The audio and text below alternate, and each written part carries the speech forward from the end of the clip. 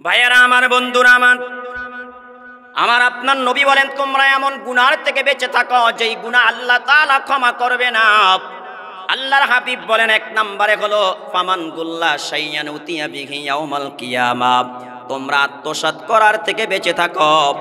এক প্রতিবেশী অপর প্রতিবেশীর সম্পদ আত্মসাৎ করবে না। তোমরা যারা রাজা হয়েছো প্রজাদের সম্পদ আত্মসাৎ করবে না।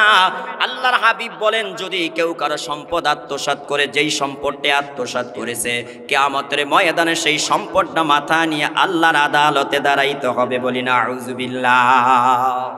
হে আমার ভাইয়েরা, বন্ধুরা আমার, দ্বিতীয় নম্বরে আমার আপনার নবী বলেন ওয়া আকেলার রিবা ফামান নাকালার রিবা বুইসা ইয়াউমাল কিয়ামাতি মাজনুনান।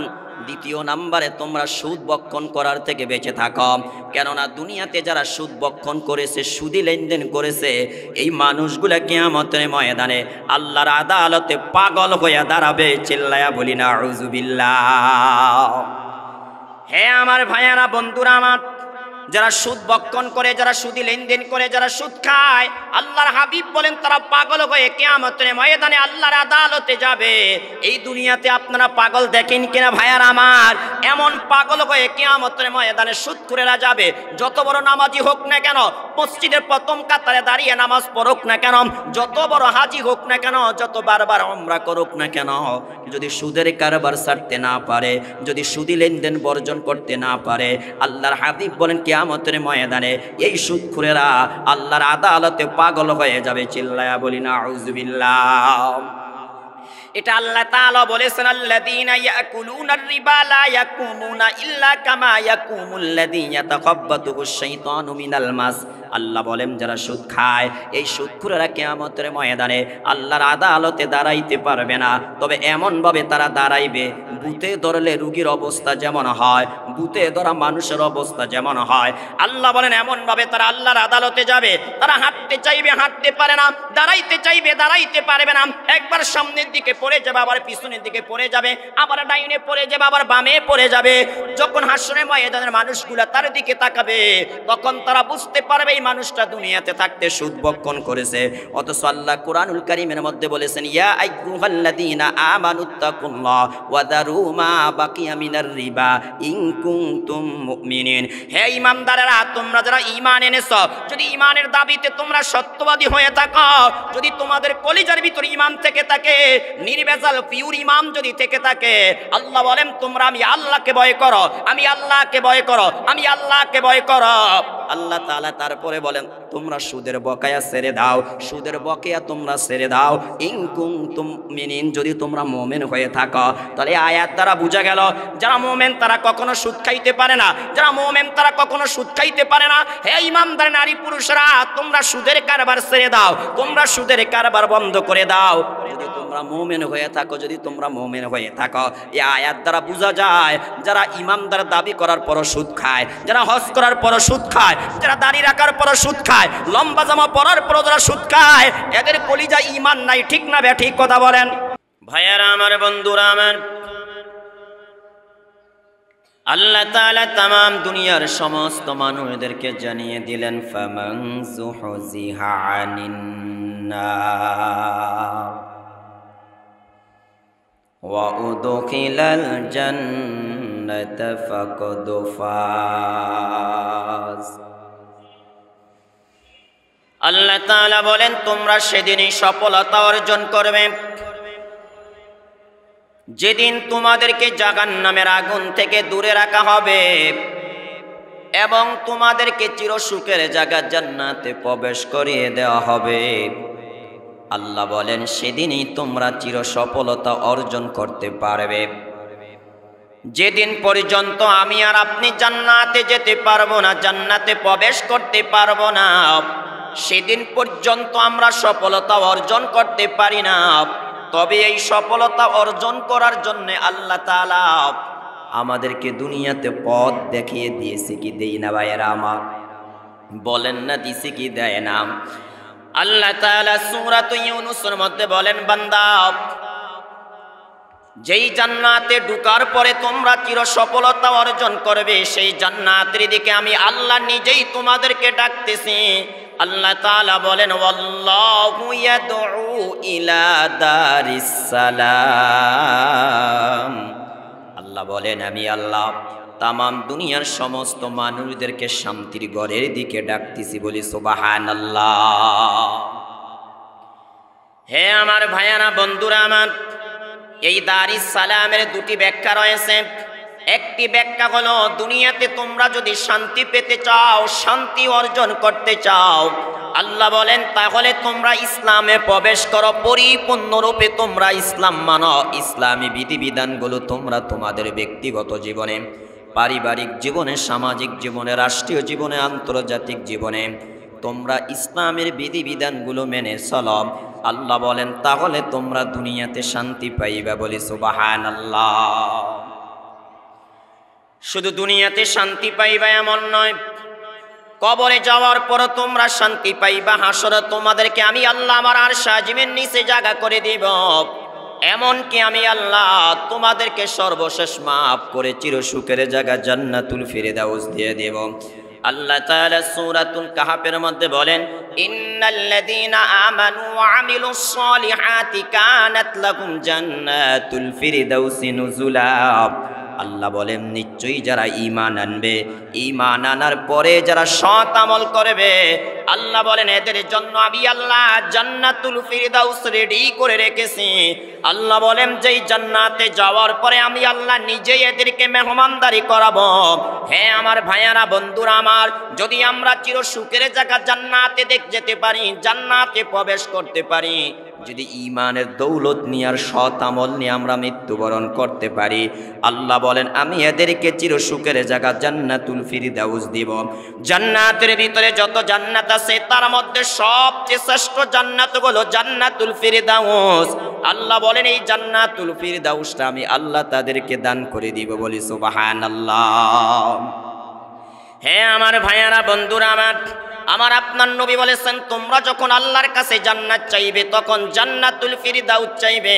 আমার আপনার নবী বলেছেন হে আমার উম্মতেরা, ইন্না ফিল জান্নাতি মিয়াতা দারাজাতিম মা বাইনা কুল্লি দারাজাতিম বাইনাস সামাই ওয়াল আরদ ওয়াল ফিরদাউসু আ'লাহা দারাজাতাম মিনহা তুফাজ্জারু আনহারুল জান্নাতিল আরবা'a ওয়া মিন ফাওকিহা ইয়াকুনুল আরশ ফাইদা সালতুমুল্লাহা ফাসআলুহুল ফিরদাউস। আমার আপনার নবী বলেন জান্নাতের ভিতরে 100টি দরজা রয়েছে। নবী বলেন দুইটা দরজার মধ্যখানে জমিন থেকে নিয়ে আসমান পর্যন্ত ব্যবধান। আমার আপনার নবী বলেন সেই আরশ আজিম হলো জান্নাতের উপরে। নবীজি বলেন ওয়াবিন ফাওকিহা ইয়াকুনুল আরশ। আল্লাহর হাবিব বলেন আল্লাহ তাআলার আরশ আজিমটা হলো সপ্তম আসমানের উপরে। চিল্লায়া বলি সুবহানাল্লাহ। ভালোভাবে হাদিসটা বুঝেন ভাইয়ারা আমার। নবীজি বলেন জান্নাতের ভিতরে 100 দরজা রয়েছে, দুইটা দরজার মধ্যখানে ব্যবধান হলো জমিন থেকে নিয়ে আসমান পর্যন্ত। আমার আপনার নবী বলেন আসমানের উপরে হলো জান্নাত, ওই জান্নাতের উপরে হলো আল্লাহ তাআলার আরশ আজিম। আল্লাহর হাবিব বলেন সেখান থেকে জান্নাতীদের জন্য 4টা নহর প্রবাহিত হবে, 4টা নহর প্রবাহিত হবে। 1 নাম্বার হলো স্বচ্ছ পানির নদী। দ্বিতীয় নাম্বারে আল্লাহ তাআলা বলেন, আল্লাহর নবী বলেন দ্বিতীয় নাম্বারে হলো পিওর একটা মদের নদী থাকবে, তৃতীয় নাম্বারে একটা মধুর নদী থাকবে, চতুর্থ নাম্বারে একটা দুধের নদী থাকবে। আল্লাহর হাবিব বলেছেন ক্বালা রাসূলুল্লাহ সাল্লাল্লাহু তাআলা আলাইহি ওয়াসাল্লাম ইন্না ফিল জান্নাতি বাহরাল মাই ওয়া বাহরাল লাবানি ওয়া বাহরাল আসালি ওয়া বাহরাশ শারাব। নবী বলেন জান্নাতের ভিতরে 4টা নদী জান্নাতীদের জন্য আল্লাহ রেডি করে রেখেছেন। 1 নম্বরে জান্নাতের ভিতরে স্বচ্ছ একটা পানির নদী থাকবে, যেই পানির ভিতরে কোনো আর্সেনিক থাকবে না, কোনো ময়লা থাকবে না, যেই পানির ভিতরে কোনো ঝামেলা থাকবে না। আল্লাহ তাআলা নিজ কোরআনুল কারীমের সূরাত মুহাম্মাদের মধ্যে বলেন মাসালুল জান্নাতিল্লাতী উইদাল মুত্তাকুন ফিহা আনহারুম মিন মাইন গায়রি আসিন। আল্লাহ বলেন আমি আল্লাহ মুত্তাকিদের জন্য যেই জান্নাত রেডি করে রেখেছি সেই জান্নাতের দৃষ্টান্ত হলো এমন। আল্লাহ বলেন এক নম্বরে সেই জান্নাতের ভিতরে এমন একটা পানির নদী থাকবে যেই পানির ভিতরে কোনো আর্সেনিক থাকবে না। আল্লাহ তাআলা দ্বিতীয় নম্বরে বলেন হে আমার মুত্তাকি বান্দারা শোনো, আমি আল্লাহ তোমাদের জন্য জান্নাতে এমন একটা দুধের নদীর ব্যবস্থা করে রেখেছি লামিয়াতা গায়্যার তামুহু। আল্লাহ বলেন যেই দুধের স্বাদ জীবনে কোনোদিন পরিবর্তন হবে না। চিল্লায়া বলি সুবহানাল্লাহ। আল্লাহ তাআলা তৃতীয় নম্বরে বলেন হে আমার বান্দারা বান্দিরা, যদি তোমরা মুত্তাকি হয়ে দুনিয়ার থেকে বিদায় নিতে পারো, আমি আল্লাহ তোমাদের জন্য জান্নাতে এমন একটা মধুর নদীর ব্যবস্থা করেছি। আল্লাহ বলেন আসালিম মুসাফফা, যে মধুর ভিতরে কোনো ভেজাল নাই, পিওর একটা মধুর নদীর ব্যবস্থা করে রেখেছি। আল্লাহ তাআলা চতুর্থ নম্বরে বলেন আমি আল্লাহ মুত্তাকি বান্দা বান্দীদের জন্য জান্নাতের ভিতরে এমন একটা মদের নদীর ব্যবস্থা করে রেখেছি যেটাকে শারাবান তাহুরা বলা হয়।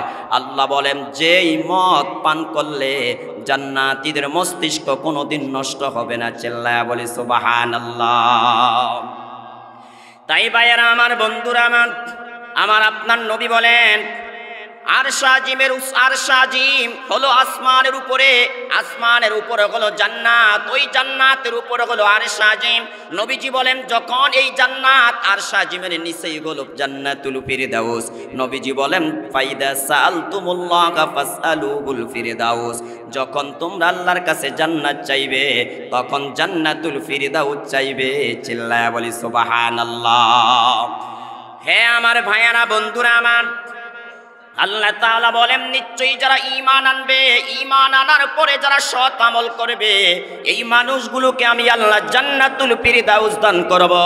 আল্লাহ বলেন এই জান্নাতুল ফিরদাউসে যাওয়ার পরে আমি আল্লাহ তাদেরকে মেহমানদারি করাবো। আল্লাহ বলেন সমস্ত ঈমানদার নারী পুরুষরা জান্নাতের মধ্যে মেহমান হবে, আমি আল্লাহ নিজেই হব মেজবান। চিল্লায়া বলি সুবহানাল্লাহ। বুখারী শরীফের হাদিস আসছে ভাইয়ারা আমার, আনাস বিন মালিক রাদিয়াল্লাহু তাআলা আনহু বলেন আব্দুল্লাহ বিন সালাম রাদিয়াল্লাহু তাআলা আনহু যখন জানতে পারলেন আমার আপনার নবী হিজরত করে মক্কা ছেড়ে মদিনায় গেলেন, তিনি দৌড়িয়ে কি করলেন, তিনার খেজুরের বাগান থেকে নবীজিকে দেখার জন্য রওনা করলেন। আর বাগান থেকে বিভিন্ন ধরনের খেজুর নিয়ে নবীজির কাছে চলে গেলেন হাদিয়া হিসাবে। নবীজির কাছে গেলেন, যাওয়ার পরে যখন নবীজির চেহারার দিকে তাকাইলেন, তাকানোর সাথে সাথে তিনি বলতে লাগলেন লাইসা বিওয়াজহিন কাযাব, এটা কোনো মিথ্যাবাদীর চেহারা হতে পারে না। কারণ আব্দুল্লাহ বিন সালাম একজন ইহুদি ধর্মের একজন পণ্ডিত ছিলেন, তাওরাত কিতাবের একজন হাফেজ ছিলেন। তিনি তাওরাত কিতাব পড়ে জানতে পেরেছেন শেষ যুগে একজন নবী আসবে, ওই নবীর চেহারা হবে এমন, ওই নবীর কান মুবারক হবে এমন, ওই নবীর চেহারা হবে এমন, চক্ষু মুবারক হবে এমন, নাক মুবারক হবে এমন।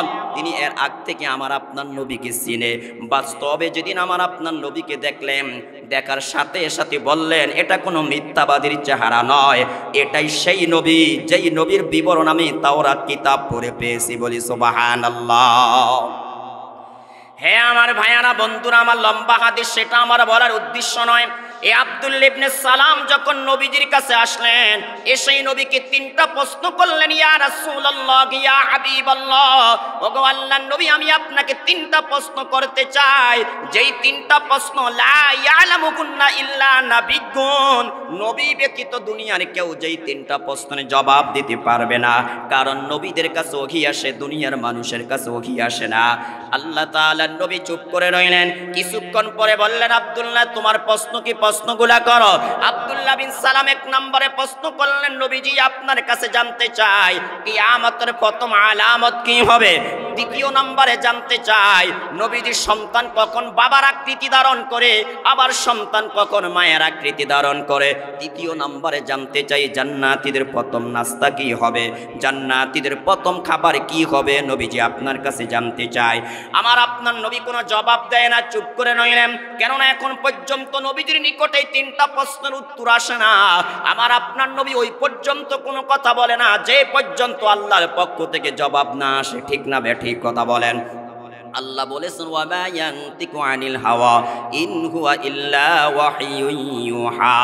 ওই পর্যন্ত আমার নবী কোনো কথা বলে না যে পর্যন্ত আল্লাহ তাআলার পক্ষ থেকে ওহী না আসে, বার্তা না আসে। আমার আপনার নবী চুপ করে রইলেন। কিছুক্ষণ পরে জিবরাইল আলাইহিস সালাম তিনটা প্রশ্নের জবাব নিয়ে নবীজির কাছে আসলেন। এসে নবীকে জানিয়ে দিলেন, নবীজি আপনি আপনার সাহাবী আব্দুল্লাহ বিন সালামকে তিনটা প্রশ্নের জবাব দিয়ে দেন।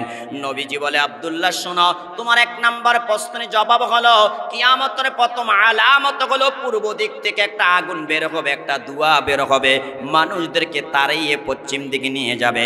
আব্দুল্লাহ বলে, সাদাকতা ইয়া রাসূলুল্লাহ, ওগো আল্লাহর নবী আপনি সত্য বলেছেন। দ্বিতীয় নম্বরে নবীজি বললেন, আব্দুল্লাহ শোনো, তোমার দ্বিতীয় প্রশ্নের জবাব হলো সন্তান কখন বাবার আকৃতি ধারণ করে। দেখবেন কিছু সন্তান বাবার মতন হয়, কিছু সন্তান মায়ের মতন হয়, হয় কি হয় না ভাইয়ারা? আবার কিছু সন্তান দেখবেন বাবার চাচা যারা, তার চাচা যারা, জেঠা যারা, দাদা যারা এদের মতন হয়।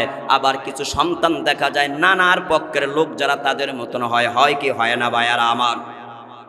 আল্লাহর হাবিব তখন বললেন, শোনো আব্দুল্লাহ, স্বামী স্ত্রী যখন মিলন করে ওই সময় যদি স্ত্রীর বীর্যের উপর স্বামীর বীর্য প্রাধান্য পেয়ে যায় তখন সন্তান বাবার আকৃতি ধারণ করে। আর যদি স্বামীর বীর্যের উপরে স্ত্রী বীর্য প্রাধান্য পেয়ে যায় তখন সন্তান মায়ের আকৃতি ধারণ করে। তখন আব্দুল্লাহ বিন সালাম বললেন, সাদাকতা ইয়া রাসূলুল্লাহ, ওগো আল্লাহর নবী আপনি সত্য বলেছেন, যা বলেছেন আপনি সত্য বলেছেন। আল্লাহর হাবিব তৃতীয় নম্বরে বললেন, আব্দুল্লাহ শোনো, তোমার তৃতীয় নাম্বার প্রশ্ন ছিল জান্নাতীদের প্রথম খাবার কি হবে। হ্যাঁ আব্দুল্লাহ শোনো, জান্নাতীদের প্রথম খাবার হলো জান্নাতীরা জান্নাতে যাওয়ার পরে আল্লাহ তাআলা সর্বপ্রথম মাছের কলিজার অতিরিক্ত অংশ দিয়ে জান্নাতীদেরকে নাস্তা করাবে। চিল্লায়া বলি সুবহানাল্লাহ। সমস্ত জান্নাতীদেরকে আল্লাহ তাআলা জান্নাতের ভিতরে একটা মাছের কলিজা দিয়ে কি করবে? নাস্তা করাবে, খানা খাওয়াবে। ভাইয়ারা আমার, এই মাছটা কত বড় হতে পারে, এই মাছটা কত বড় হতে পারে যেই মাছের কলিজা দিয়ে আল্লাহ তাআলা সমস্ত জান্নাতীদেরকে কি করবে? নাস্তা খাওয়াবে। ভাইয়ারা আমার, ওই মাছটা কোন মাছ? তাফসীর ইবনে কাসিরের মধ্যে আসছে। হ্যাঁ আমার ভাইয়ারা, বন্ধুরা আমার, আল্লাহ তাআলা 7টা আসমান তৈরি করেছেন, 7টি জমিন আল্লাহ তাআলা তৈরি করেছেন। এই 7 জমিনের নিচে রয়েছে পানি, পানি, এই পানির নিচে রয়েছে একটা মাছ, এই মাছটার উপর একটা কাঁটা আছে, এই কাঁটার উপরে আল্লাহ তাআলা তাম পৃথিবীটা সৃষ্টি করেছেন। চিল্লায়া বলি সুবহানাল্লাহ। একটু চিন্তা করে দেখেন ভাইয়ারা আমার, মাছটা কত বড়। যেই মাছের কাঁটার উপরে আল্লাহ তাআলা পৃথিবীটাকে স্থাপন করেছেন, 7টা জমিনকে আল্লাহ তাআলা স্থাপন করেছেন। এই জমিন তৈরি করার পরে জমিন যখন নড়াচড়া করতে লাগলো তখন আল্লাহ তাআলা ফাখলাকাল জিবাল, আল্লাহ তাআলা পাহাড় পর্বতকে সৃষ্টি করে এই জমিনের উপরে পেরেক হিসাবে মেরে দিলেন। হ্যাঁ আমার ভাইয়ারা, বন্ধুরা আমার, তাহলে আমরা এখানে জানতে পারলাম আল্লাহ তাআলা জান্নাতীদেরকে সর্বপ্রথম যে খানা খাওয়াবে ওই খানাটা হবে মাছের কলিজার অতিরিক্ত অংশ। সুবহানাল্লাহ, সুবহানাল্লাহ। একটাবার ভাবেন মাছের কলিজাটা কত বড়, যেই মাছের ভিতরে এই কলিজাটা সেই মাছটা কত বড়। আর যেই মাছের কাঁটার উপরে 7টা জমিন আল্লাহ তাআলা স্থাপন করেছে ওই আল্লাহ কত বড়। চিল্লায়া বলি আল্লাহু আকবার। হ্যাঁ আমার ভাইয়ারা, বন্ধুরা আমার, তাই আল্লাহ তাআলা বলেন, ইন্নাল্লাযীনা আমানু ওয়া আমিলুস সলিহাতি কানাত লাহুম জান্নাতুল ফিরদাউসি নুজুলা। নিশ্চয়ই যারা ঈমান আনবে, ঈমান আনার পরে সৎ আমল করবে, আল্লাহ বলেন তাদের জন্য রয়েছে জান্নাতুল ফিরদাউস। আল্লাহ তাআলা বলেন ওই জান্নাতুল ফিরদাউসের মধ্যে আমি আল্লাহ তাদেরকে মেহমানদারি করাবো, তারা হবে মেহমান, আমি আল্লাহ নিজে হব মেজবান। আল্লাহ সূরাত হামিম আস-সাজদার মধ্যে বলেছেন, নুজুলাম মির রাব্বির রহিম, আমি রবের পক্ষ থেকে জান্নাতীদেরকে আমি রব নিজেই মেহমানদারি করাবো। চিল্লায়া বলি সুবহানাল্লাহ। হ্যাঁ আমার ভাইয়ারা, বন্ধুরা আমার, আল্লাহ তাআলা আমার তিলাওয়াতকৃত আয়াতের মধ্যে বললেন, সেদিনই তোমরা সফলতা অর্জন করবে যেদিন তোমরা জান্নাতে যেতে পারবে, জাহান্নাম থেকে বাঁচতে পারবে। হে আমার ভাইয়ারা, বন্ধুরা আমার, এই জান্নাত কেমন সুখের জায়গা, জান্নাতে যাওয়ার পরে কেমন সফলতা আমরা অর্জন করব। আল্লাহর হাবিব বলেন জান্নাতীরা জান্নাতে যাওয়ার পরে এমন 4টা নিয়ামত পাবে যেই চারটা নিয়ামত পৃথিবীর মালিক হয়ে গেল সে কোনোদিন পাবে না। নবীজি এক নম্বরে বলেন জান্নাতীরা জান্নাতে যাওয়ার পরে তাদের মনে একটা প্রশ্ন জাগবে, আল্লাহ দুনিয়াতে থাকতে অনেক সম্পদের মালিক ছিলাম, অনেক জায়গা জমিদের মালিক ছিলাম, অনেক ব্যাংক ব্যালেন্সের মালিক ছিলাম, আল্লাহ অনেক ক্ষমতাধর ছিলাম, কিন্তু যেই মাত্র মৃত্যু চলে আসলো, মৃত্যু আসার পরে আর দুনিয়াতে থাকতে পারি না, নিজের দামি দামি গাড়ি ব্যবহার করতে পারি না, দামি পোশাকের ব্যবহার করতে পারি না, দুনিয়ার কোনো ভোগ বিলাস আর উপভোগ করতে পারি না। আল্লাহ এই জান্নাতে আবার আমাদের মৃত্যু হয়ে যায় কিনা, এই জান্নাতে আবার আমরা মৃত্যুবরণ করি কিনা। জান্নাতীদের মনে এমন একটা প্রশ্ন জাগবে, সাথে সাথে আল্লাহ তাআলা জবাব দিবে, ফায়ুনাদি মুনাদিন ইন্নাকুম আন তাহইয়াউ ফালা তামুতু আবাদা। ও জান্নাতীরা মনোযোগ দিয়ে শোনো, এই যে জান্নাতে আজকে তোমরা প্রবেশ করেছো আর কোনোদিন তোমাদের মৃত্যু হবে না। চিল্লায়া বলি সুবহানাল্লাহ। হে আমার ভাইয়ারা, বন্ধুরা আমার, এই জন্যই জান্নাতে গেলে আমরা চির সফলতা অর্জন করব। যেই জান্নাতে যাওয়ার পরে কোনোদিন আমাদের মৃত্যু হবে না, জাহান্নামীদেরও কোনোদিন মৃত্যু হবে না। হে আমার ভাইয়ারা, বন্ধুরা আমার, এবার জান্নাতীদের মন থেকে চিরতরে আল্লাহ তাআলা মৃত্যুর টেনশন দূর করার জন্য কি করবে জানেন? সহিহ মুসলিম শরীফের হাদিস আসছে, ক্বালা রাসূলুল্লাহ সাল্লাল্লাহু আলাইহি ওয়াসাল্লাম, ইদা সারা আহলুল জান্নাতি ইলাল জান্নাহ ওয়া আহলুন নারি ইলান নারি জিআ বিল মাউতি হাত্তা ইউজআলা বাইনাল জান্নাতি ওয়ান নার সুম্মা ইউযবাহু সুম্মা ইউনাদি ইয়া আহলাল জান্নাহ লা মাউতা ওয়া ইয়া আহলান নারি লা মাউতা। আল্লাহর হাবিব বলেন, জান্নাতীরা জান্নাতে চলে যাবে, জাহান্নামীরা জাহান্নামে চলে যাবে, আর কেউ বাকি নেই জান্নাতে যাওয়া ব্যতীত, আর কেউ বাকি নেই জাহান্নামে যাওয়া ব্যতীত। যারা জাহান্নামী তারা জাহান্নামে চলে গেল, আর যারা জাহান্নামী জান্নাতি তারা জান্নাতে চলে গেল। এমনই সময় আল্লাহ তাআলা জান্নাত এবং জাহান্নামের মধ্যখানে মৃত্যুকে উপস্থিত করবে। আল্লাহর হাবিব ভিন্ন হাদিসের মধ্যে বলেছেন, এমন ভাবে মৃত্যুটাকে উপস্থিত করবে, এমন ভাবে আল্লাহ তাআলা মৃত্যুটাকে উপস্থিত করবে, সমস্ত জান্নাতীরা দেখতে পারবে, একজন জান্নাতীও দেখা ছাড়া বাকি থাকবে না। জান্নাতুল ফিরদাউস থেকে নিয়ে একেবারে নিম্নমানের জান্নাতি পর্যন্ত সকলেই মৃত্যুকে দেখতে পাবে। আল্লাহ তাআলা তখন জান্নাতীদেরকে প্রশ্ন করবেন, ফায়ারিফুনা হাযা, ও জান্নাতীরা তোমরা কি তাকে চিনতে পেরেছ? জান্নাতীরা বলবে, আল্লাহ অবশ্যই অবশ্যই আমরা তাকে চিনতে পেরেছি, এই তো সেই মৃত্যু, যেই মৃত্যুর কারণে আমরা দুনিয়াতে থাকতে পারি না। আবার আল্লাহ তাআলা জাহান্নামীদেরকে প্রশ্ন করবেন, ও জাহান্নামীরা তোমরা কি তাকে চিনতে পেরেছ? জাহান্নামীরা জবাব দিবে, আল্লাহ আমরা তাকে চিনতে পেরেছি, এই তো সেই মৃত্যু, যেই মৃত্যুর কারণে আমরা দুনিয়াতে থাকতে পারি না। এই জন্য আমার আপনার নবী বলেছেন, আকসিরু যিকরা হাদিমিল লাজ্জাতিল মাউত, ও আমার উম্মতরা তোমরা ওই মৃত্যুর কথা অধিক পরিমাণে স্মরণ করো, যেই মৃত্যু তোমাদের দুনিয়ার স্বাদের বস্তু শেষ করে দিবে। ঠিক না ব্যাঠিক কথা বলেন? অত সেই মৃত্যুর কথা আমরা আজকে ভুলে গেলাম। ভাইয়ারা আমার, মৃত্যুকে ভুলে যাওয়ার কারণে মুসলমান আজকে প্রতিযোগিতার মাধ্যমে জাহান্নামের দিকে যাচ্ছে। মুসলমানের সন্তানেরা আজকে প্রতিযোগিতার মাধ্যমে গুনাহ করতেছে। ঠিক না ব্যাঠিক কথা বলেন? যে যেই লাইনে আছে সে সেই লাইনে দুর্নীতি, চাঁদাবাজি, টেন্ডারবাজি, যতদিন অন্যায় আছে, অনাচার আছে, ব্যভিচার আছে, জুলুম আছে করতেছে। একটাই কারণ, আমরা মৃত্যুকে ভুলে গিয়েছি। কথা ঠিক না ব্যাঠিক? যার কলিজার ভিতরে মৃত্যুর ভয় থাকবে, মৃত্যুর স্মরণ থাকবে, ওই ব্যক্তির দ্বারা কখনো দুর্নীতি করা সম্ভব হবে না, অন্যায় করা সম্ভব হবে না, অনাচার করা সম্ভব হবে না। প্রিয় ভাইয়ারা আমার, সবাই বিশ্বাস করি মৃত্যুবরণ করতে হবে, কিন্তু এই বিশ্বাসটা সদা সর্বদা অন্তরে জাগ্রত থাকে না, সব সময় অন্তরে ঘুমন্ত থাকে। এখন যদি আমি আপনাদেরকে জিজ্ঞেস করি, ভাই মরা লাগবে কিনা, আপনারা সবাই জবাব দিবেন, হ্যাঁ মৃত্যুবরণ করা লাগবে। কিন্তু তারপরে আমাদের অন্তরের বিশ্বাসটা জাগ্রত থাকে না, ঘুমন্ত থাকে।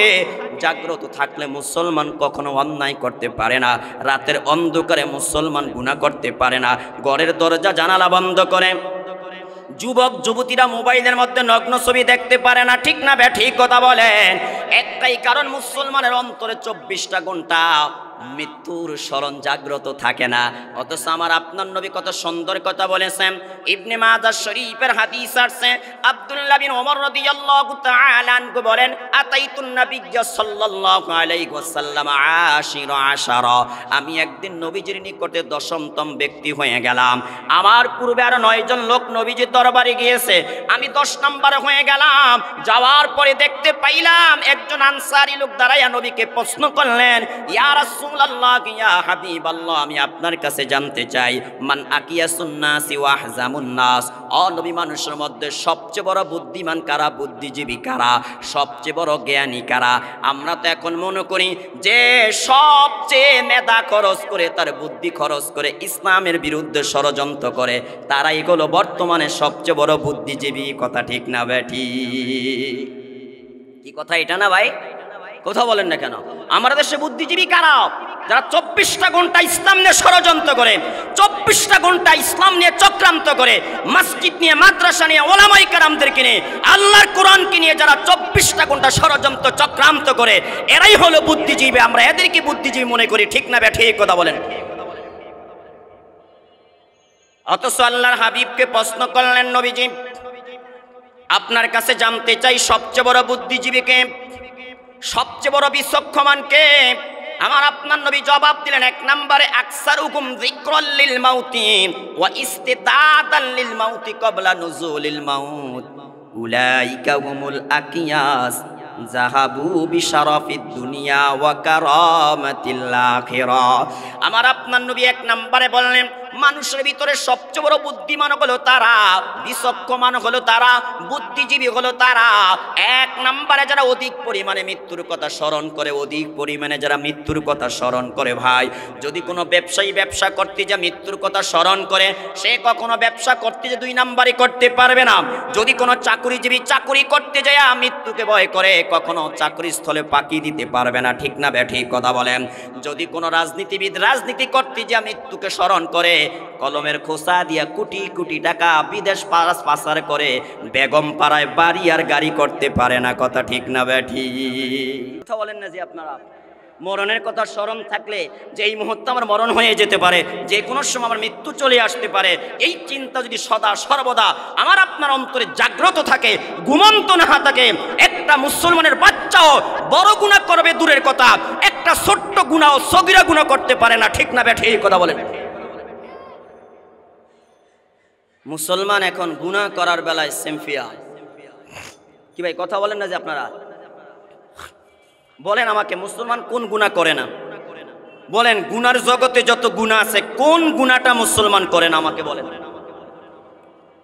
মুসলমান এখন সুদ খায় না কি ভাই কথা বলেন না কেন আপনারা তো অনেক মানুষ কথা বলেন একটু আওয়াজ দেন না মুসলমান কি সুদ খায় না মুসলমান ঘুষ খায় না বলেন সুদখোরেরা হাসরের ময়দানে পাগল হয়ে আল্লাহর আদালতে যাবে কি হয়ে যাবে বলেন নবীজি বলেন হে আমার উম্মতরা ইয়্যাকা ওয়ায-যুনুবা আল্লাতী লা তুগফারু হে আমার উম্মত তোমরা এমন গুনাহ করার থেকে বেঁচে থাকো যেই গুনার ক্ষমা নেই যেই গুনাহকে ক্ষমা করা হবে না নবীজি এক নম্বরে বলেন আল গুলুল ফামান গাল্লা শাইয়ান উতিয়া বিহি ইয়াউমাল কিয়ামা ওয়া আকালার রিবা ফামান আকালার রিবা বুইসা ইয়াউমাল কিয়ামাতি মাজনুনা আল্লাহর হাবিব এক নম্বরে বলেন তোমরা আত্মসাৎ করার থেকে বেঁচে থাকো দুনিয়াতে যেই জিনিস আত্মসাৎ করবে কিয়ামতের ময়দানে সেই জিনিস মাথায় নিয়ে আল্লাহর আদালতে দাঁড়াইতে হবে ভালোভাবে মনে রাখেন যারা রাষ্ট্র পরিচালনা করতে যায়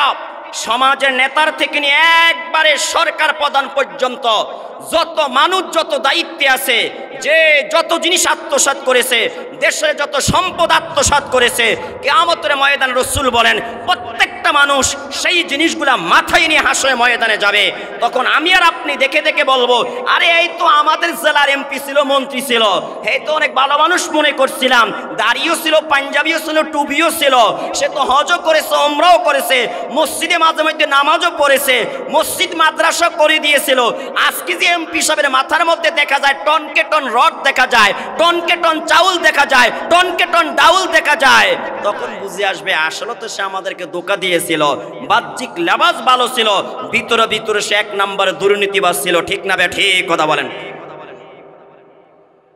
কোন কোন মেম্বারের মাথায় দেখবেন লেফটিন থাকবো টয়লেট গরিবের জন্য টয়লেট বাজেট হয় না কথা বলেন না কেন আপনারা ভাই কি নতুন শুনতেছেন কথা নাকি আপনারা গরিবদের জন্য টয়লেট বাজেট হয় না হয় কিনা কথা বলেন না ভাই আর আমার এই সব টয়লেট কি গরিবেরা পায় টিউবওয়েল বাজেট হয় কিনা কথা বলেন না কেন? সব টিউবওয়েল কি গরিবেরা পায়? তো যেই মেম্বার, যেই চেয়ারম্যান এই গরিব দুঃখীর হক আদায় করে না, গরিব দুঃখীর জন্য টয়লেট বাজেট হয়েছে দেয় নাই, টিউবওয়েল বাজেট হয়েছে দেয় নাই, টিন বাজেট হয়েছে দেয় নাই, এদের মাথায় হাসরে ময়দানে টিন থাকবে, টিন বানে বানে টিন থাকবে। মেম্বার সাহেব হিসাব কিতাব করে মেম্বারগিরি করিয়েন, চেয়ারম্যান সাহেব হিসাব কিতাব করে চেয়ারম্যানগিরি করিয়েন। আল্লাহর হাবিব বলেন দুনিয়াতে যেই জিনিস আত্মসাৎ করবে হাসরে ময়দানে তার মাথায় সেই জিনিসই থাকবে। যদি কোনো ভাই তার বোনের সম্পদ আত্মসাৎ করে থাকে হাসরে ময়দানে ওই ভাইয়ের মাথার ভিতরে 7 তবক জমিন আল্লাহ উঠিয়ে দিবেন। এবার হাঁটো, কেমন মজা লাগে দেখো। দুনিয়াতে থাকতে বোনের সম্পদ বুঝিয়ে দাও না, বাগিনার সম্পদ বুঝিয়ে দাও না, বাগনিদের সম্পদ বুঝিয়ে দাও না। এমন বহু বাবা আছে ছেলেদের নামে একাই সব লিখে দিয়ে যায়। কথা বলেন না, আছে নাকি নাই? মেয়েদেরকে দেয় না। আবার কিছু হাজি সাহেব আছে হজ করার যাওয়ার আগেই সব লিখে দিয়ে যায়। কি ভাই আছে না? হ্যাঁ, এই হাজি সাহেব যদি কিয়ামত পর্যন্ত যদি মনে করেন আল্লাহর ঘর বাইতুল্লাহ ধরে কান্নাকাটি করে আল্লাহ মাফ করবে, যদি তার মেয়ে তাকে মাফ না করে। ভাইয়ারা আমার, বন্ধুরা আমার আপনার নবী বলেন তোমরা এমন গুনার থেকে বেঁচে থাকো যেই গুনাহ আল্লাহ তাআলা ক্ষমা করবে না। আল্লাহর হাবিব বলেন 1 নম্বরে হলো ফামান গুল্লা শাইয়ান উতিয়া বিহি ইয়াউমাল কিয়ামা। তোমরা আত্মসাৎ করার থেকে বেঁচে থাকো। এক প্রতিবেশী অপর প্রতিবেশীর সম্পদ আত্মসাৎ করবে না। তোমরা যারা রাজা হয়েছো প্রজাদের সম্পদ আত্মসাৎ করবে না। আল্লাহর হাবিব বলেন যদি কেউ কারো সম্পদ আত্মসাৎ করে, যেই সম্পদটি আত্মসাৎ করেছে কিয়ামতের ময়দানে সেই সম্পদটা মাথা নিয়ে আল্লাহর আদালতে দাঁড়াইতে হবে। বলি না আউযুবিল্লাহ। হে আমার ভাইয়ারা, বন্ধুরা আমার, দ্বিতীয় নম্বরে আমার আপনার নবী বলেন ওয়া আকেলার রিবা ফামান নাকালার রিবা বুইসা ইয়াউমাল কিয়ামাতি মাজনুনান। দ্বিতীয় নম্বরে তোমরা সুদ বক্ষণ করার থেকে বেঁচে থাকো। কেননা দুনিয়াতে যারা সুদ বক্ষণ করেছে, সুদি লেনদেন করেছে, এই মানুষগুলা কিয়ামতের ময়দানে আল্লাহর আদালতে পাগল হয়ে দাঁড়াবে। চিল্লায়া বলি না আউযুবিল্লাহ। হে আমার ভাইয়ারা, বন্ধুরা আমার, যারা সুদ বক্ষণ করে, যারা সুদি লেনদেন করে, যারা সুদ খায়, আল্লাহর হাবিব বলেন তারা পাগল হয়ে কিয়ামতের ময়দানে আল্লাহর আদালতে যাবে। এই দুনিয়াতে আপনারা পাগল দেখেন কিনা ভাইয়ার আমার? এমন পাগল হয়ে কিয়ামতের ময়দানে সুদখোরেরা যাবে। যত বড় নামাজি হোক না কেন, মসজিদের প্রথম কাতারে দাঁড়িয়ে নামাজ পড়ুক না কেন, যত বড় হাজি হোক না কেন, যত বারবার উমরা করুক না কেন, যদি সুদের কারবার ছাড়তে না পারে, যদি সুদি লেনদেন বর্জন করতে না পারে, আল্লাহর হাবিব বলেন কিয়ামতের ময়দানে এই সুদখোরেরা আল্লাহর আদালতে পাগল হয়ে যাবে। চিল্লায়া বলি না আউযুবিল্লাহ। এটা আল্লাহ তাআলা বলেছেন আল্লাযীনা ইয়াকুলুনার রিবা লা ইয়াকুমুনা ইল্লা কামা ইয়াকুমুল্লাযী ইয়াতাখাব্বাতুহুশ শাইতানু মিনাল মাস। আল্লাহ বলেন যারা সুদ খায় এই সুদখোরেরা কিয়ামতের ময়দানে আল্লাহর আদালতে দাঁড়াইতে পারবে না। তবে এমনভাবে তারা দাঁড়াইবে, ভূতে ধরলে রোগীর অবস্থা যেমন হয়, ভূতে ধরা মানুষের অবস্থা যেমন হয়, আল্লাহ বলেন এমনভাবে তারা আল্লাহর আদালতে যাবে। তারা হাঁটতে চাইবে, হাঁটতে পারে না, দাঁড়াইতে চাইবে, দাঁড়াইতে পারবে না। একবার সামনের দিকে পড়ে যাবে, আবার পিছনের দিকে পড়ে যাবে, আবার ডাইনে পড়ে যাবে, আবার বামে পড়ে যাবে। যখন হাসরে ময়দানের মানুষগুলা তার দিকে তাকাবে, তখন তারা বুঝতে পারবে এই মানুষটা দুনিয়াতে থাকতে সুদ বক্ষণ করেছে। অথচ আল্লাহ কুরআনুল কারীমের মধ্যে বলেছেন ইয়া আইয়ুহাল্লাযীনা আমানুত্তাকুল্লাহ ওয়া দারু মা বাকিয়া মিনার রিবা ইন কুনতুম মুমিনিন। হে ঈমানদারেরা, তোমরা যারা ঈমান এনেছো, যদি ঈমানের দাবিতে তোমরা সত্যবাদী হয়ে থাকো, যদি তোমাদের কলিজার ভিতর ঈমান থেকে থাকে, নির্ভেজাল পিওর ঈমান যদি থেকে থাকে, আল্লাহ বলেন তোমরা আমি আল্লাহকে ভয় করো, আমি আল্লাহকে ভয় করো, আমি আল্লাহকে ভয় করো। আল্লাহ তাআলা তারপরে বলেন তোমরা সুদের বকেয়া ছেড়ে দাও, সুদের বকেয়া তোমরা ছেড়ে দাও ইন কুনতুম মুমিনিন, যদি তোমরা মুমিন হয়ে থাকো। তাহলে আয়াত দ্বারা বোঝা গেল যারা মুমিন তারা কখনো সুদ খাইতে পারে না, যারা মুমিন তারা কখনো সুদ খাইতে পারে না। হে ঈমানদার নারী পুরুষরা, তোমরা সুদের কারবার ছেড়ে দাও, তোমরা সুদের কারবার বন্ধ করে দাও যদি তোমরা মুমিন হয়ে থাকো, যদি তোমরা মুমিন হয়ে থাকো। এই আয়াত দ্বারা বোঝা যায় যারা ঈমানদার দাবি করার পরও সুদ খায়, যারা হজ করার পরও সুদ খায়, যারা দাড়ি রাখার পরও সুদ খায়, লম্বা জামা পরার পরও যারা সুদ খায়, এদের কলিজায় ঈমান নাই। ঠিক না ঠিক কথা বলেন? কারণ যার কলিজায় ঈমান থাকবে সে কখনো সুদ খাইতে পারে না। ঠিক না ঠিক কথা বলেন? আল্লাহ তাআলা প্রথমেই বললেন, হে ইমানদারেরা তোমরা আমি আল্লাহকে ভয় করো, আমি আল্লাহকে ভয় করো। আল্লাহর ভয় এমন একটা জিনিস ভাইয়েরা আমার, আল্লাহর ভয় এমন একটা জিনিস, রাত যতই গভীর হয় না কেন, যতই অন্ধকার হয় না কেন, ওই সময় যদি ইমানদারের সামনে যদি কোনো গুনাহ চলে আসে, ইমানদার তখনও কোনো গুনাহ করবে না। পাশে তার কেউ নাই, বাবা নাই, ভাই নাই, বোন নাই, আপনজন পরজন কেউ নাই। আল্লাহর হাবিব বলেন, আল্লাহ বলেন, যদি তার কলিজার ভিতরে আমি আল্লাহর ভয় থাকে, সে কোনোদিনও গুনাহ করতে পারে না। ছোট্ট একটা দৃষ্টান্ত, লম্বা একটা হাদিসের একটা পয়েন্ট আপনাদের সামনে বলি ভাইয়েরা আমার। এই ঘটনাটা আপনারা সকলেই জানেন, বুখারী শরীফের হাদিস।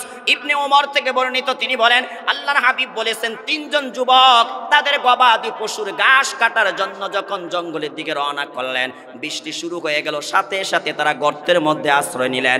তারপরে উপর দিয়ে একটা বড় পাথর এসে তাদেরকে চাপা দিয়ে ফেলল। এই যুবক বিপদের মধ্যে পড়ে গেলেন। তিনজন যুবক পরামর্শ করতে লাগলেন, আমরা যদি শত চেষ্টা করি, শত যদি আওয়াজ দেই, চিৎকার করে কান্না করি, পৃথিবীর কেউ আমাদের আওয়াজ শুনবে না।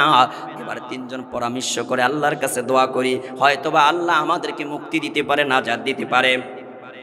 এই তিনজনের মধ্য থেকে একজন যুবক আল্লাহর দিকে হাত তুলিয়া বলে, আল্লাহ আমি আমার চাচাতো বোনকে এমন ভালোবাসতাম, একজন স্বামী তার স্ত্রীকে যেমন ভালোবাসে, আমি আমার চাচাতো বোনকে এমন ভালোবাসতাম আল্লাহ। কিন্তু একদিন আমি আমার চাচাতো বোনকে কি করলাম, জিনা করার প্রস্তাব দিলাম। যখন প্রস্তাব দিলাম, চাচাতো বোন আমাকে বলল, যদি তুমি আমাকে 100 দিনার দিতে পারো, তাহলে আমি তোমার প্রস্তাবে রাজি হয়ে যাব। এবার চাচাতো ভাই বলতে লাগলেন, ফাআসাইতুম, আয় আল্লাহ আমি 100 দিনার প্রস্তুত করার জন্য, জোগাড় করার জন্য আমি আমার ঘর থেকে বেরিয়ে গেলাম। কর্ম করে করে আমি 100 দিনার তৈরি করলাম, 100 জোগাড়, 100 দিনার আমি জোগাড় করলাম। জোগাড় করার পরে চাচার বাড়িতে গেলাম। বাড়িতে যাওয়ার পরে দেখতে পাইলাম চাচা বাড়িতে নাই, চাচিও বাড়িতে নাই, কাকা কাকি দুইজনের একজনও বাড়িতে নাই। চাচাতো বোনকে ডাকলাম, ডেকে বললাম, নাও তোমার 100 দিনার তুমি নিয়ে নাও, আমি তোমার শর্ত মতে তোমাকে 100 দিনার দিয়ে দিলাম, এবার তুমি আমার প্রস্তাবে রাজি হয়ে যাও। এবার চাচাতো বোন তার প্রস্তাবে রাজি হয়ে গেল। আল্লাহর হাবিব বলেন, ঘরের মধ্যে প্রবেশ করলেন, ঘরের দরজা বন্ধ করে দিলেন, বেডরুমে চলে গেলেন, জানালা বন্ধ করে দিলেন। আল্লাহর হাবিব বলেন, ফালাম্মা কুআদা বাইনার রিজলাইনে, চাচাতো ভাই যখন চাচাতো বোনের দুই উরুর উপর বসে গেলেন। ও যুবক ভাই, একটাবার চিন্তা করে দেখো, তাকওয়া কাকে বলে, আল্লাহর ভয় কাকে বলে। এমনই সময় চাচাতো বোন নিচের থেকে আওয়াজ দিল, ইত্তাকিল্লাহ ইয়া আব্দুল্লাহ, চিল্লে বলি আল্লাহু আকবার ভাইয়ারা আমার। এমনই সময় চাচাতো বোন যখন বলল, হে আল্লাহর বান্দা, তুমি আল্লাহকে ভয় করো, আমার বাবা আজকে বাড়িতে নাই, দেখবে না, মা বাড়িতে নাই, মা দেখবে না, তোমার বাবাও দেখবে না, তোমার মাও দেখবে না, পৃথিবীর কেউ দেখবে না, দেখবে কে? একটু আওয়াজ দিয়ে বলেন, আরো জোরে বলেন না, কে দেখবে ভাইয়ারা আমার? এই কথা যখন যুবকের কানের মধ্যে গেল, হে আল্লাহর বান্দা, তুমি আল্লাহকে ভয় করো, তোমার সাথে আমার সাথে বিবাহ বন্ধনকে আল্লাহ হালাল করেছে, সুতরাং তুমি আমার সতীত্ব নষ্ট করিও না। এই কথা বলার সাথে সাথে যুবক বলে, আল্লাহ আমি তখন দাঁড়ায় গেলাম, কুনতু আনহা, এই কর্ম থেকে আমি দাঁড়িয়ে গেলাম, এই কর্ম আর আমি করি না। সেখান থেকে দাঁড়ায়া আমি দৌড়াইতে লাগলাম। চাচা তুমি আমাকে বলে, যুবক, ও চাচা তো ভাই, তোমার 100 দিনারে তুমি নিয়ে যাও। আমি বলছি, এই দিনার আমার প্রয়োজন নয়, আমি তোমাকে দান করে দিলাম। সুবহানাল্লাহ। এবার যুবক বলে, আল্লাহ যদি এই কাজটা আমি তোমাকে ভয় করে করে থাকি, আজকের এই বিপদ থেকে তুমি আমাদেরকে মুক্তি দাও। আল্লাহর হাবিব বলেন, পাথরের 3 ভাগের 1 ভাগ সরে গেছে। চিল্লায়া বলি সুবহানাল্লাহ। এটাকে বলে তাকওয়া, এটাকে বলে তাকওয়া। এটি আল্লাহ তাআলা বলেছেন, ইয়া আইয়ুহাল্লাযীনা আমানুত্তাকুল্লাহা হাক্কা তুকাতিহি ওয়া লা তামুতুন্না ইল্লা ওয়া আনতুম মুসলিমুন। হে ঈমানদারেরা, তোমরা আল্লাহকে ভয় করার মতন ভয় করো। এটাকে বলে ভয় করার মতন ভয়। আমি সুযোগ পাইলাম আত্মসাৎ করার, কিন্তু আত্মসাৎ করি না। আমি সুযোগ পাইলাম দেশের সম্পদ মারার জন্য, কিন্তু আমি সম্পদ মারি না। আমি সুযোগ পাইলাম কাউকে হত্যা করার, হত্যা করি না। আমি সুযোগ পাইলাম কাউকে গুম করার, কিন্তু কি করি নাই? খুন করি নাই, গুম করি নাই। আমি সুযোগ পাইলাম অপরের সম্পদ আত্মসাৎ করার, মেরে খাওয়ার, কিন্তু আমি তা করি নাই। আমি সুযোগ পাইলাম জিনা করার, ব্যভিচার করার, কিন্তু আমি জিনা করি না, ব্যভিচার করি না। কার ভয়ে? একটু আওয়াজ দিয়ে বলেন। আল্লাহ তাআলার ভয়ে। আল্লাহ তাআলা বলেন, এ আমার বান্দারাকে, আমার বান্দিরা, তোমরা আমি আল্লাহকে ভয় করো, আর তোমরা সুদের বকেয়া ছেড়ে দাও। যদি তোমরা ইমানদার হয়ে থাকো, তাহলে ভাইয়েরা আমার, বন্ধুরা আমার, যার কলিজা আল্লাহর ভয়ে থাকবে, তার দ্বারা গুনাহ করা সম্ভব নয়। যার কলিজা আল্লাহর ভয়ে থাকবে তারা দ্বারা মিথ্যা বলা সম্ভব নয়, যার কলিজা আল্লাহর ভয়ে থাকবে তারা দ্বারা 500 টাকার বিনিময়ে মিথ্যা সাক্ষী দেওয়া সম্ভব নয়। ঠিক না ভাই? ঠিক কথা বলেন।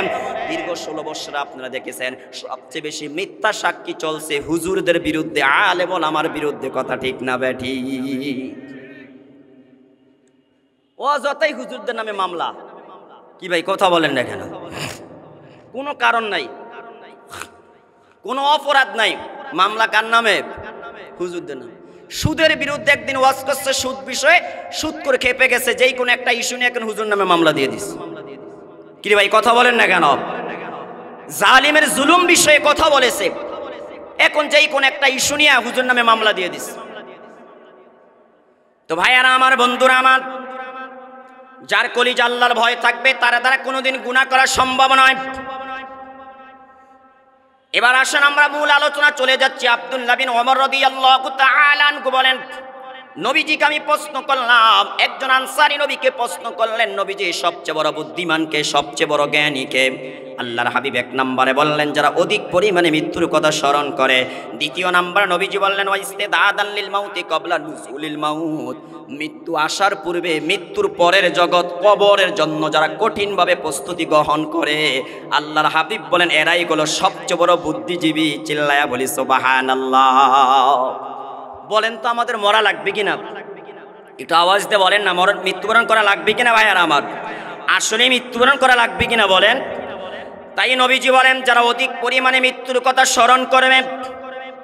ইমাম তিরমিজি, ইমাম কুরতুবী রাহমাতুল্লাহি আলাইহি কিতাবুত তাসকিরার মধ্যে উল্লেখ করেছেন, সাহাবীরা একদিন নবীকে প্রশ্ন করলেন, নবীজি আল্লাহর পথে জিহাদ করে শহীদ হওয়া ব্যতীত অন্য কোন পদ্ধতিতে শাহাদাতের মর্যাদা অর্জন করা যায় কিনা? আল্লাহর হাবিব বললেন হ্যাঁ হ্যাঁ করা যায়। নবীজি বললেন সেটা হলো প্রতিদিন যারা 20 বার মরণের কথা স্মরণ করবে, প্রতিদিন যেই বান্দা বান্দি দৈনিক 20 বার মরণের কথা স্মরণ করবে, ওই দিনে মারা গেলে আল্লাহ তাকে শহীদের মর্যাদা দান করবে।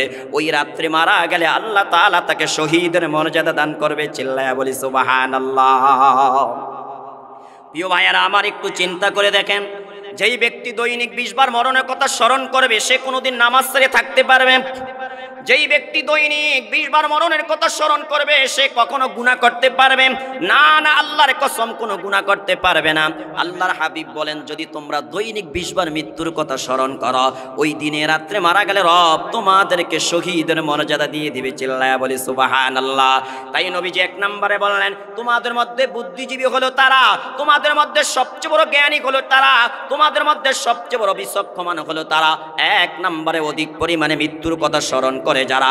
দ্বিতীয় নাম্বার নবীজি বলেন ওয়া ইস্তিদাদাল লিল মাউতি ক্বাবলা নুজুলিল মাউত, মৃত্যু আসার পূর্বে যারা অধিক পরিমাণে মৃত্যুর কথা, মৃত্যুর জন্য প্রস্তুতি গ্রহণ করবে। কবরে যাওয়া লাগবে ভাইয়ানা আমার। এরে ভাই দুনিয়ার বিষয়টা তো ভালো বুঝেন।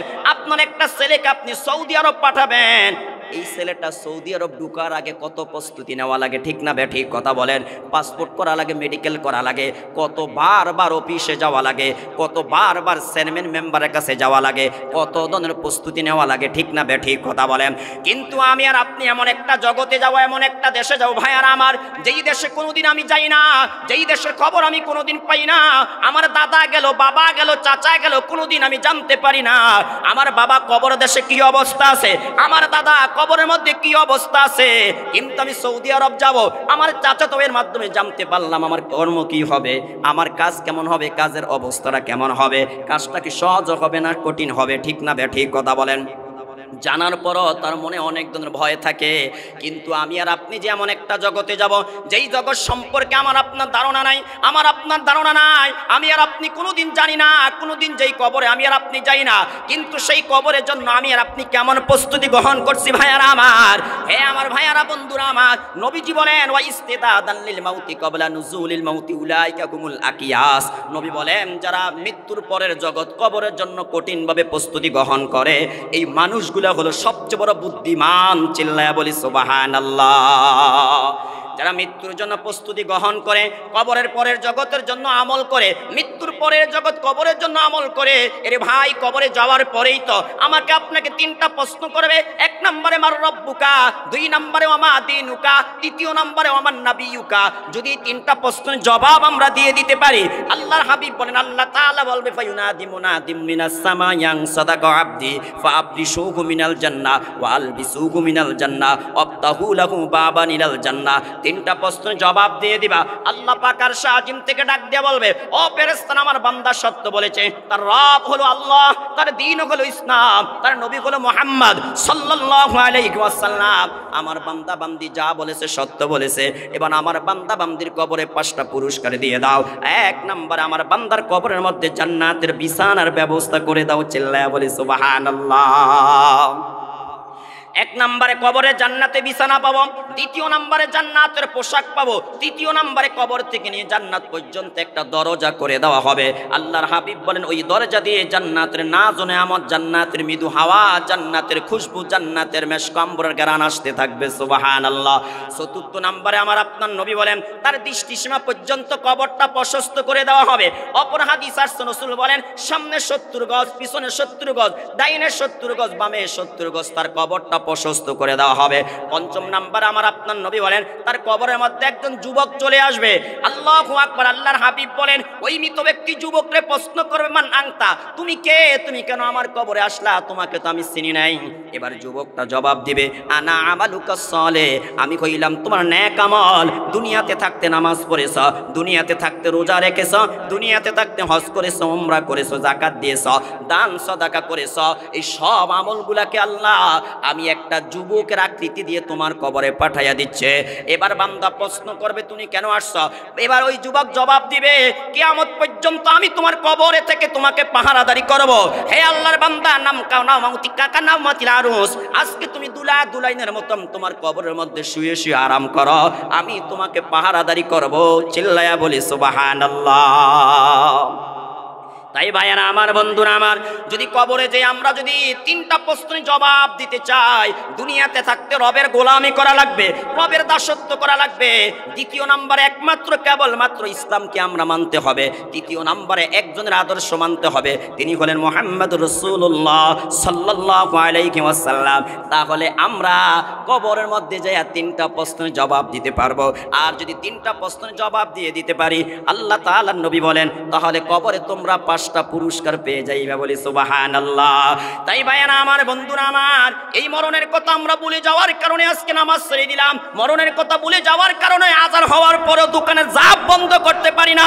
মরণের কথা ভুলে যাওয়ার কারণে আজান হওয়ার পরে চাকরি সময় আজান হওয়ার পরও আমরা চাকরি বন্ধ করতে পারি না। আর রিক্সার চালক রিক্সা বন্ধ করতে পারে না, গাড়ির ড্রাইভার ড্রাইভিং বন্ধ করতে পারে না। ঠিক না বে ঠিক একটা আওয়াজ দিয়ে বলেন। কৃষক তার কৃষিকাজ বন্ধ করতে পারে না, কারণ তার কলিজার মধ্যে কি নাই? মরণের স্মরণ নাই, তার কলিজার ভিতরে মরণের স্মরণ নাই। নবী ও হাদিসের মধ্যে বলেছেন এমন একটা সময় আসবে আমার উম্মত 5টা জিনিসকে ভালোবাসবে, 5টা জিনিসকে ভুলে যাবে। ক্বালা রাসূলুল্লাহ সাল্লাল্লাহু আলাইহি ওয়াসাল্লাম ইউহিব্বুনাল খামসা ওয়া ইয়ানসাউনাল খামসা।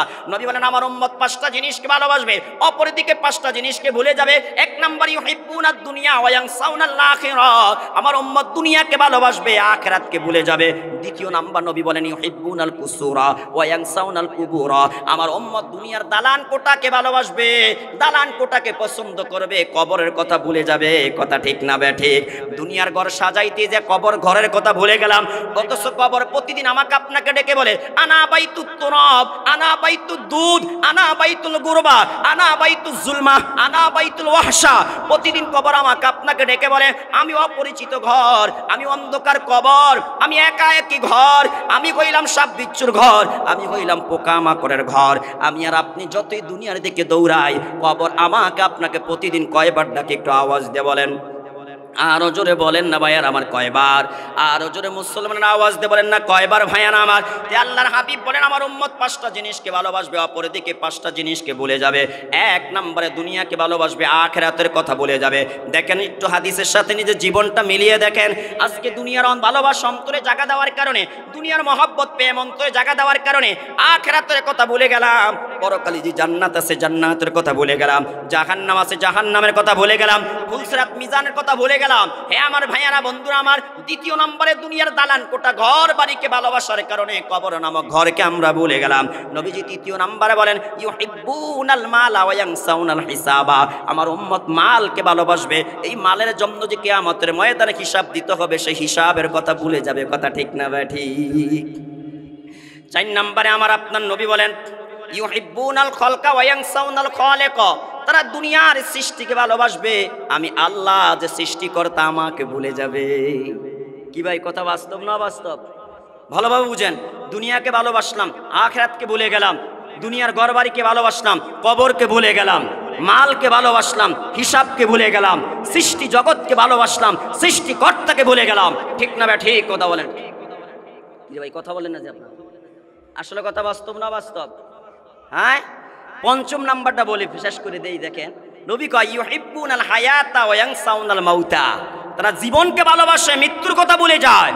কি ভাই, কথা বলেন না কেন ভাইয়ারা আমার? হে আমার ভাইয়ারা, বন্ধুরা আমার, নবী যে এখানে 5টা কথা বললেন, খুবই গুরুত্ব দিয়ে কথাগুলো একটু স্মরণ রাখি। 1 নম্বরে আমরা দুনিয়াকে ভালোবাসলাম, আখিরাতকে ভুলে গেলাম। 2 নম্বরে দুনিয়ার দালান কোটা ঘর বাড়িকে ভালোবাসলাম, কবরের ঘরকে আমরা ভুলে গেলাম। 3 নম্বরে আমরা মালকে ভালোবাসলাম, হিসাবকে ভুলে গেলাম। 4 নম্বরে দুনিয়ার সৃষ্টিকে ভালোবাসলাম, কিন্তু সৃষ্টিকর্তা আল্লাহকে ভুলে গেলাম। 5 নম্বরে জীবনকে ভালোবাসলাম, মরণের কথা ভুলে গেলাম। ঠিক না ভাই? ঠিক কথা বলেন। এবার আসেন মূল আলোচনা যাই ভাইয়ারা আমার আপনার নবী বলেন, জান্নাতীরা জান্নাতে যাবে, জাহান্নামীরা জাহান্নামে যাবে। এমনই সময় আল্লাহ তাআলা জান্নাত এবং জাহান্নামের মধ্যখানে মৃত্যুকে আনবেন। অপর বর্ণনায় আসছে, নবীজি বলেন, একটা ছাগল, ভেড়া, দুম্বার আকৃতি দিয়ে আল্লাহ তাআলা মৃত্যুকে আনবেন। সমস্ত জান্নাতীরা দেখে চিনতে পারবে, জাহান্নামীরাও দেখতে পেয়ে চিনতে পারবে। এবার আল্লাহ তাআলা বলবেন, হে আমার ফেরেশতারা, সুম্মা ইউযবাহুন, তাকে জবাই করে দাও। এই মৃত্যুকে জবাই করে দিয়ে আল্লাহ তাআলা জান্নাতীদেরকে দেখে বলবে, ইয়া আহলাল জান্নাতি লা মাউতা। ও জান্নাতীরা, আজকের পরে তোমাদের আর মৃত্যু নাই। ও জাহান্নামীরা, আজকের পরে তোমাদের আর মৃত্যু নাই। আল্লাহর হাবিব বলেন, তখন জান্নাতীদের আনন্দ এত বাড়বে। তিরমিজির অপর বর্ণনায় আসছে, নবীজি বলেন, যদি আনন্দের কারণে কোনো ব্যক্তি আত্মহত্যা করত, তাহলে সেদিন জান্নাতীরা জান্নাতে আত্মহত্যা করত। চিল্লায়া বলি সুবহানাল্লাহ। কি পরিমাণ আনন্দ বাড়বে! যে আনন্দের কারণে, আনন্দের আধিক্যের কারণে যদি কোনো ব্যক্তি আত্মহত্যা করত, জান্নাতীরা সেদিনকার জান্নাতে আত্মহত্যা করত। যে মৃত্যুকে আল্লাহ জবাই করে দিলেন, আর আমাদের কোনোদিন মৃত্যু হবে না, আবাদুল আবাদ আমরা জান্নাতে থাকবো, নিয়ামত ভোগ করব। যে মৃত্যুর ভয়ে মানুষ দুনিয়াতে আতঙ্কে থাকে। ঠিক না ভাই? ঠিক কথা বলেন। ভাইয়ারা আমার, বন্ধুরা আমার, নবীজি বলেন, আল্লাহ তাআলা যখন বলবে, হে জাহান্নামীরা, আজকের পরে তোমাদের আর কোনোদিন মৃত্যু হবে না। নবী বলেন, ওয়ায়াজদাদু আহলুন নারি হুজনান ইলা হুজনিহিম। তখন জাহান্নামীদের টেনশন পেরেশানি এত বাড়বে, এত বাড়বে। আল্লাহর হাবিব তিরমিজির ওই হাদিসের মধ্যে বলেন, যদি পেরেশানির কারণে কোনো ব্যক্তি আত্মহত্যা করত, সেদিন জাহান্নামীরা জাহান্নামে আত্মহত্যা করত। বলি না আউযুবিল্লাহ। তাই ভাইয়েরা আমার, বন্ধুরা আমার, আল্লাহ তাআলা বলেন, সেদিনই তোমরা সফলতা অর্জন করবে, যেদিন তোমরা জান্নাতে ঢুকতে পারবে, জাহান্নাম থেকে বাঁচতে পারবে। এই সফলতার ভিতরে এটা একটা সফলতা ভাইয়ানা আমার, জান্নাতে যাওয়ার পর আমাদের কোনোদিন মৃত্যু হবে না। 2 নম্বরে আল্লাহর হাবিব বলেন, জান্নাতীদের মনে একটা প্রশ্ন জাগবে, আমরা এই জান্নাতে আবার অসুস্থ হয়ে যাই কিনা। আল্লাহ তাআলার পক্ষ থেকে জবাব দেওয়া হবে, ও জান্নাতীরা শোনো, ইন্নালাকুম আন তাসিহু ফালা তাসকামু আবাদা। আজকে যে তোমরা সুস্থ হয়ে জান্নাতে প্রবেশ করেছো, আর কোনোদিন তোমরা অসুস্থ হইবা না। এই জান্নাতের ভিতরে কোনোদিন তোমাদের নাক ব্যথা হবে না, কান ব্যথা হবে না, দাঁত ব্যথা হবে না। এই জান্নাতে কোনোদিন তোমাদের পেট ব্যথা হবে না। এই জান্নাতে কোনোদিন তোমাদের গ্যাস্ট্রিক হবে না, ক্যান্সার হবে না, আলসার হবে না। এই জান্নাতে কোনোদিন তোমরা অ্যাটাক করবে না, হার্ট অ্যাটাক করবে না। চিল্লায়া বলি সুবহানাল্লাহ। তাহলে বলেন, আসলে এই জান্নাতে যাওয়ার পরে সফলতা আছে নাকি নেই? কি রে ভাই, কথা বলেন না কেন? এই দুনিয়াতে যতই চেষ্টা করি মৃত্যুর থেকে বাঁচতে পারবো কেউ? বলেন না, একটু আওয়াজ দিয়ে বলেন না। কিন্তু জান্নাতে মৃত্যু আছে, বলেন না। হ্যাঁ, আল্লাহ বললে তো হইতো যে জান্নাতে মৃত্যু নাই, কি বলেন? এটা বললেই তো হইতো। তারপরও আল্লাহ তাআলা জান্নাতীদের মনের থেকে চিরদিনের জন্য টেনশন, পেরেশানি, চিন্তা দূর করার জন্য কি করবে? মৃত্যুটারে বলেন না, কি করে দিবে? চিরতরে জান্নাতীদের মন থেকে মৃত্যুর চিন্তাটা, টেনশনটা আল্লাহ কি করে দিবে বলেন? দূর করে দিবে। প্রিয় ভাইয়ারা আমার, বন্ধুরা আমার, কথাগুলো মনোযোগ দিয়ে শুনেন। দ্বিতীয় নম্বরে জান্নাতীদেরকে আল্লাহ তাআলা ডেকে বলবে, ও জান্নাতীরা, আজকের পরে তোমরা আর কোনোদিন অসুস্থ হবে না। সুবহানাল্লাহ বলবেন না? জান্নাতীরা জান্নাতে কি হবে না বলেন? অসুস্থ হবে না। আচ্ছা, আমি আপনাদেরকে প্রশ্ন করি, দুনিয়ার সব ডাক্তার যদি আপনার কাছে নিয়ে আসেন, একের পর এক আপনাকে চিকিৎসা দিচ্ছে, তারপরও কি আপনি সদা সর্বদা একবারে জন্ম থেকে নিয়ে মৃত্যু পর্যন্ত সুস্থ থাকতে পারবেন? কোনোদিন অসুস্থ হবেন না? এটা সম্ভব? কথা বলেন না ভাই, সম্ভব এটা? হ্যাঁ। কিন্তু জান্নাতীরা জান্নাতে যাওয়ার পরে আল্লাহ তাআলার পক্ষ থেকে ঘোষণা আসবে, ইন্না লাকুম আন তাসিহু ফালা তাসকামু আবাদা। আবাদুল আবাদ, চিরদিন তোমরা জান্নাতে সুস্থ থাকবে, কোনো দিন তোমরা অসুস্থ হবে না। কোনো হাসপাতালের প্রয়োজন নাই, কোনো মেডিকেলের প্রয়োজন নাই, কোনো ডাক্তারের প্রয়োজন নাই। জান্নাতে ঢুকছো, আবাদুল আবাদ তোমরা সুস্থ থাকবে। চিল্লায়ে বলি সুবহানাল্লাহ। অত সেই জান্নাতের কথা ভুলে গেলাম, এই জান্নাতের কথা ভুলে গেলাম। এই জন্য যুবক ভাইয়ারা আমার তোমার নবী ডেকে বলেন, হে আমার উম্মতরা, 5টা জিনিসের পূর্বে তোমরা 5টা জিনিসকে প্রাধান্য দাও। কয়টা জিনিস একটু আওয়াজ দিয়ে বলেন। ক্বালা রাসূলুল্লাহ সাল্লাল্লাহু আলাইহি ওয়াসাল্লাম, ইগতানিম খামসান ক্বাবলা খামসিন, শাবাবাকা ক্বাবলা হারামিকা, ওয়াসিহাতাকা ক্বাবলা সাকামিকা। নবী বলেন 5টা জিনিস আসার পূর্বে এই 5টা জিনিসকে প্রাধান্য দাও। আল্লাহর হাবিব 1 নম্বরে বলেন, বৃদ্ধ আর বিদ্যা হওয়ার পূর্বে তোমরা তোমাদের যৌবনকালটাকে মূল্যায়ন করো। চিল্লায়া বলি সুবহানাল্লাহ। আমরা যারা এখানে যুবক হয়ে বসে আছি, আমাদের কি বুড়া হওয়া লাগবে না? বৃদ্ধ হওয়া লাগবে না? কিরে ভাই, কথা বলেন না কেন? রাসূল বলেন যৌবনকালটাকে মূল্যায়ন করো। তুমি বৃদ্ধ হওয়ার পূর্বে, অপরদার আড়ালের মা বোনেরা, আল্লাহর হাবিব বলেন তুমি তোমার যুবতী কালটাকে মূল্যায়ন করো, তুমি বৃদ্ধ হওয়ার আগে। কেননা যখন তুমি বৃদ্ধা হয়ে যাইবা, যখন তুমি বৃদ্ধ হয়ে যাইবা, শত চেষ্টা করবা ইবাদত করতে পারবে না। বহু বুড়া লোক আছে, বৃদ্ধ লোক আছে, 2 রাকাত নামাজ পড়ার জন্য 10 বার অজু করা লাগে, অজু ধরে রাখতে পারে না। অজু করে আসছে তো পেশাব প্রপ্তানি শুরু হয়ে গেছে, অজু করে আসছে তো অটোমেটিক এভাবে বায়ু বের হয়ে অজু ভেঙে গেছে, বারবার অজু করে। বলেন তো এমন অবস্থা বুড়াকালে হয় কি হয় না ভাইয়ারা আমার? এই জন্য যুবক ভাইয়ারা আমার, এখনো সময় আছে, এই যৌবনকালটাকে ইবাদত করে কাটাবে। ওই যুবক কিয়ামতের ময়দানে আল্লাহ তাআলার আরশ আজিমের নিচে জায়গা পাবে। চিল্লায়া বলি সুবহানাল্লাহ। কথা লম্বা হয়ে যাচ্ছে, বুখারীর হাদিস আসছে, নবীজি বলেন, সাবআতুন ইউযিল্লুহুমুল্লাহু ফি যিল্লিহি ইয়াওমা লা যিল্লা ইল্লা যিল্লু, ইমামুন আদিলুন ওয়া শাবুন নাশা ফি ইবাদাতিল্লাহ, ওয়া রাজুলুন কলবুহু মুআল্লাকুম বিল মাসাজিদ, ওয়া রাজুলানি তাহাব্বা ফিল্লাহি ইজতামা আলাইহি ওয়া তাফাররাকা আলাইহি। আল্লাহর হাবিব বলেন কিয়ামতের ময়দানে 7 প্রকার মানুষ আল্লাহ তাআলার আরশ আজিমের নিচে জায়গা পাবে, যেদিন আল্লাহ তাআলার আরশ আজিমের ছায়া ছাড়া কোনো ছায়া থাকবে না।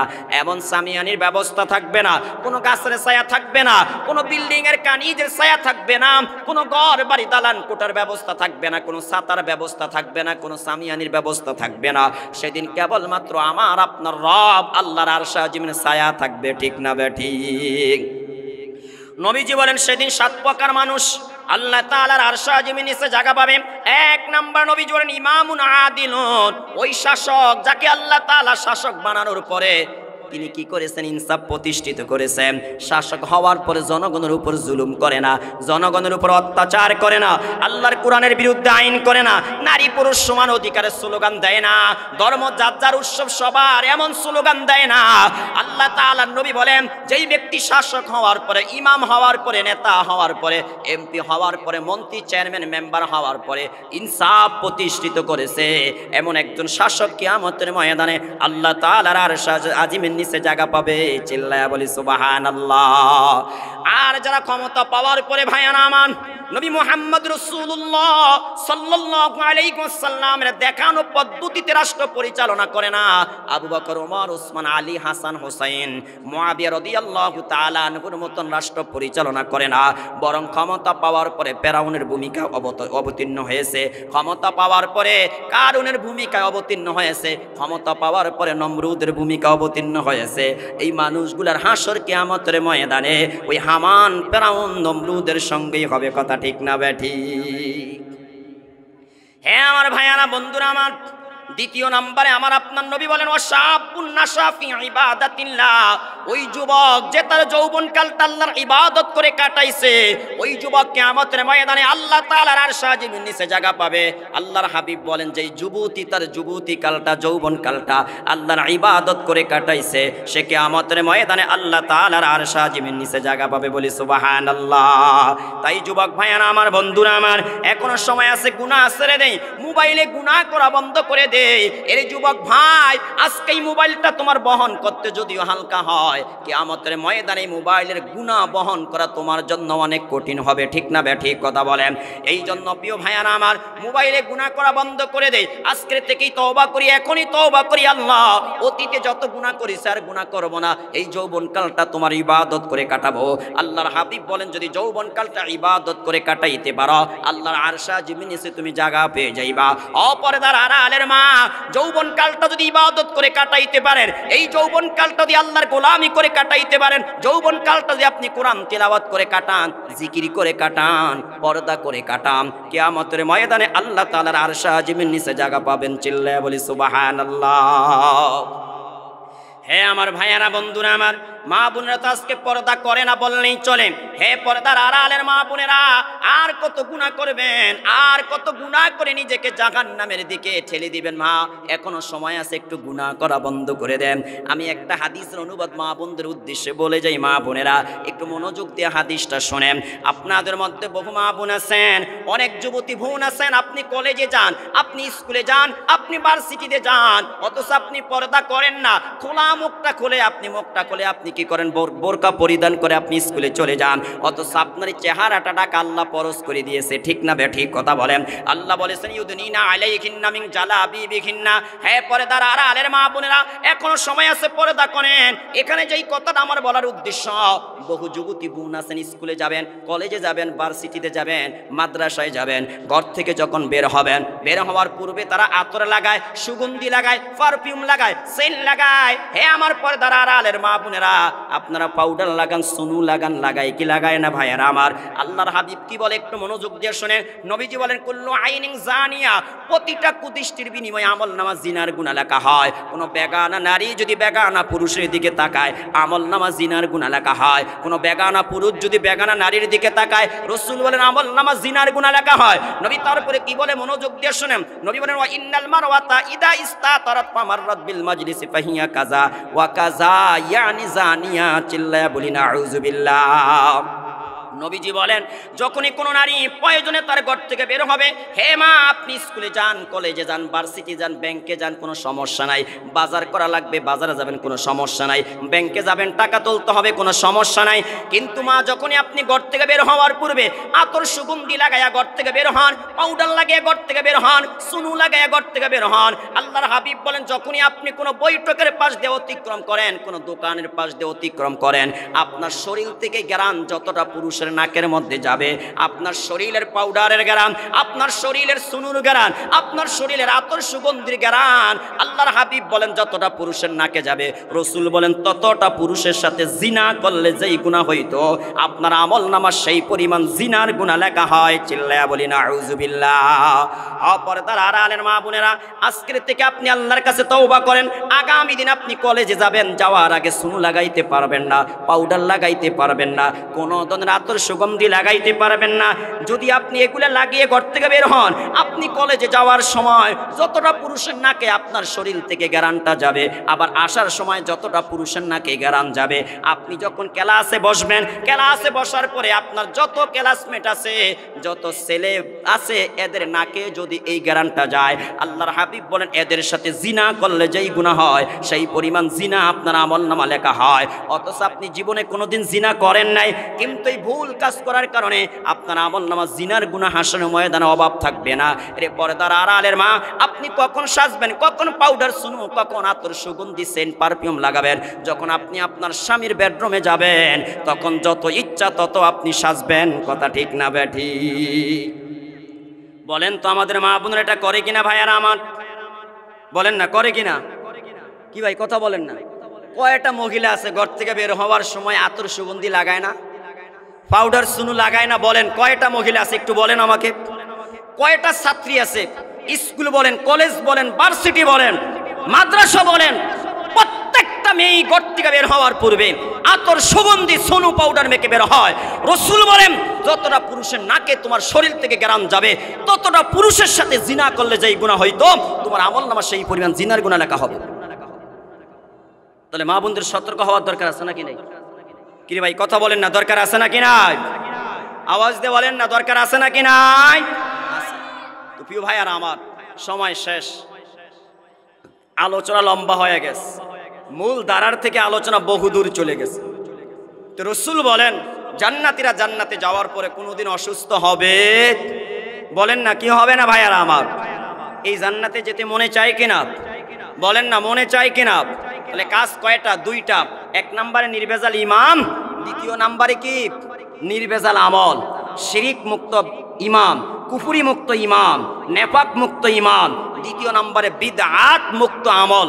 আমল করতে বিদআত মুক্ত, ইমান লাগবে শিরিক মুক্ত ইমান, কুফরি মুক্ত ইমান, তারপরে কি? নেফাক মুক্ত ইমান। তাহলে জান্নাত পাওয়া যাবে। ঠিক না বে ঠিক? কথা বলেন।